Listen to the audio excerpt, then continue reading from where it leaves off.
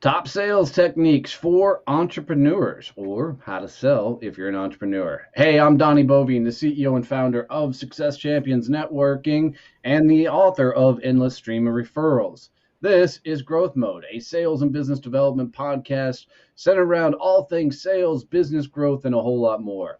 Hanging out with me as always is Kevin Snow, the sales and automation tactician and genius. And listener watch as we dive into how to sell when you're an entrepreneur.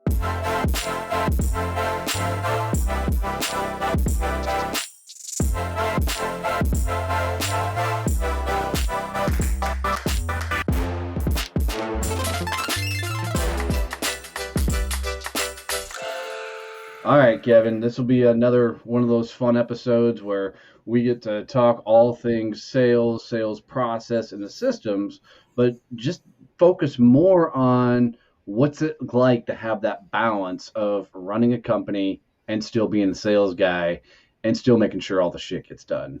How do you want to handle this one?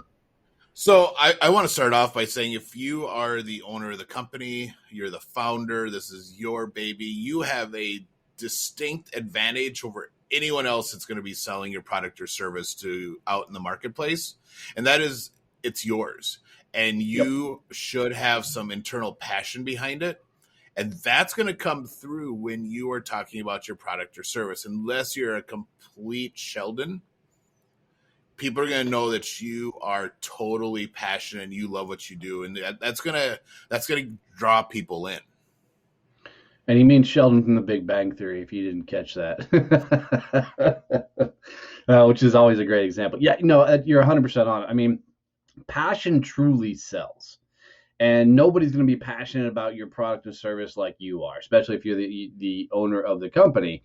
And, if any point of you running a business, you think you're not going to be in sales, shut down your fucking business. Because if you cannot sell, you cannot build a legitimate business. It's all there is to it.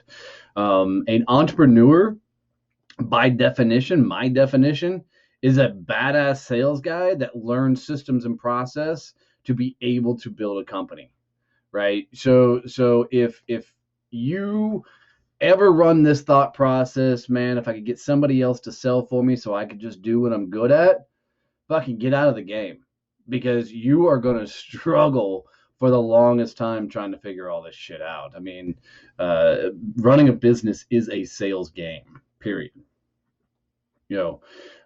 And I think we all learned that a little bit the hard way. Because I know when I first got into the game, the CEO wasn't somebody that you ever saw inside of big companies. They were the person up in the cloud in the big offices, and they never came out. So when I first launched my company, I got so into my business that I was doing all the stuff that I wasn't out selling enough to actually be able to grow a business. And it literally wasn't until the day that I looked at my wife and said, "Babe, we're about to fucking lose everything that we have," that she looked at me and said, "Well, I better get off my ass and go sell something." That it clicked for me that my job wasn't be the operational guy, the guy that does shit behind the scenes. Thank God I found Kevin for a lot of that shit. But it was to get out front and go fucking start selling things. And even if you hate sales, even if you suck at sales, you better figure it the fuck out, because nobody is going to perform above your level, especially when you're first starting out. I think that's a big issue for people who launch businesses, is that they don't actually understand what a founder does. If they came from a corporate world where they were a cubicle monkey, or a small business where they're out doing the thing for I the like business that owner, cubicle monkey, by the way. I'm borrowing that. They didn't ever actually see that the CEO was out selling and was out meeting with clients and was working with big clients to keep that revenue coming in. They just were doing the thing, and they just knew that the CEO was out there, and so they just assumed he was doing CEO things. And that's you see that with our mastermind members a lot.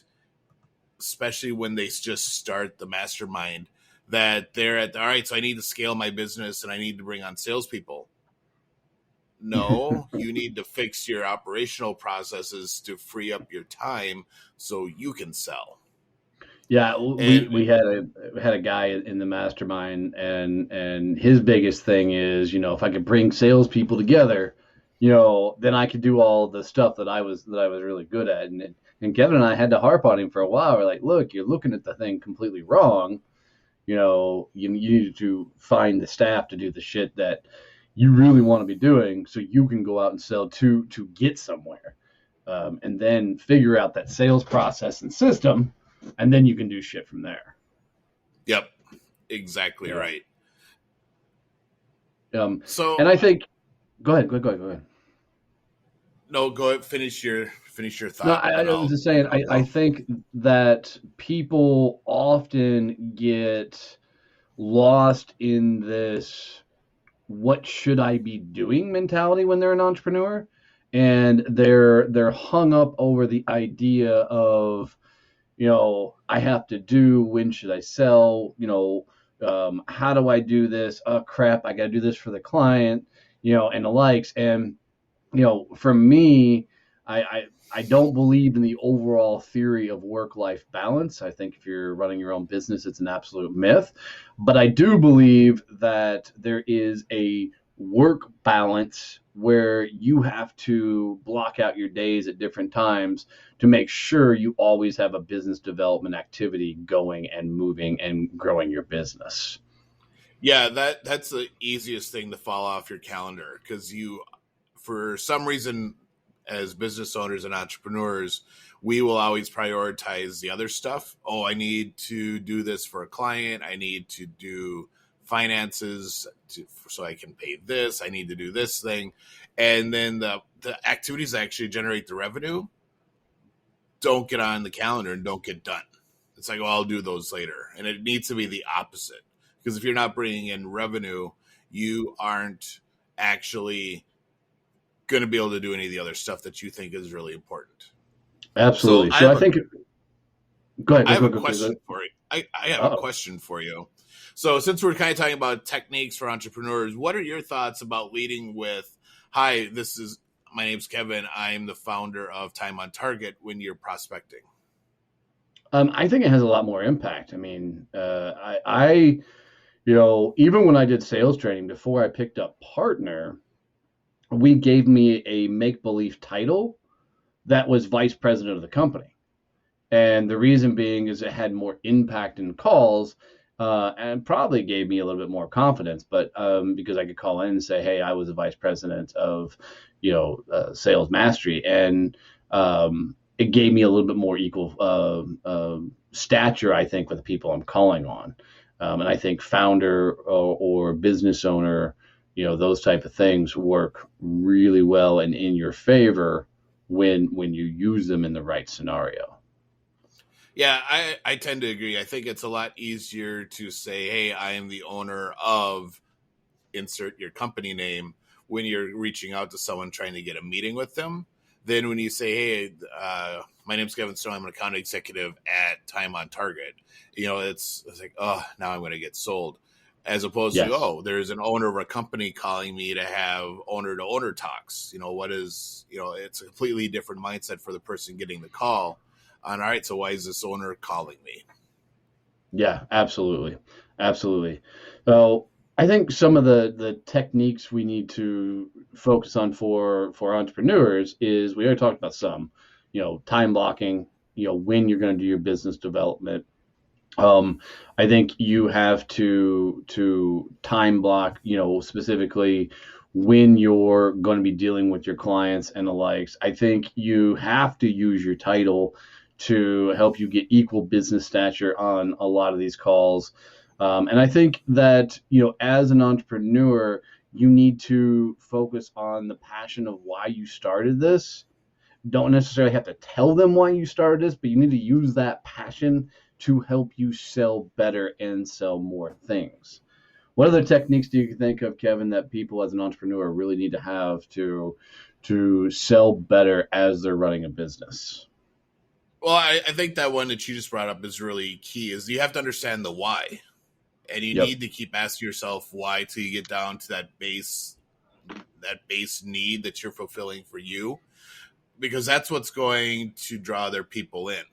And they're, one of the companies I work with, and it's part mine is a cybersecurity company, and the origin story was awesome. It always drew people in. It was this whole idea about, hey, this small business that we had worked with got hacked, and they couldn't understand why, and that someone would target a business that had 3 employees until Mm. they realized the amount of data they had and how important what they had actually was. And the fact that no one was serving them.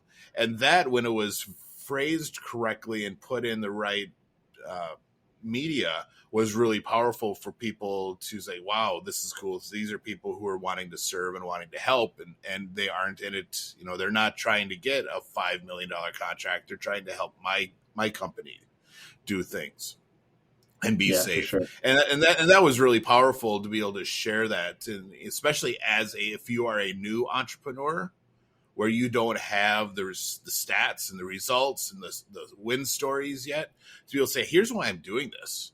Here's where this passion comes from and why it's really important that we help you do this because of this. Yeah, absolutely. Absolutely.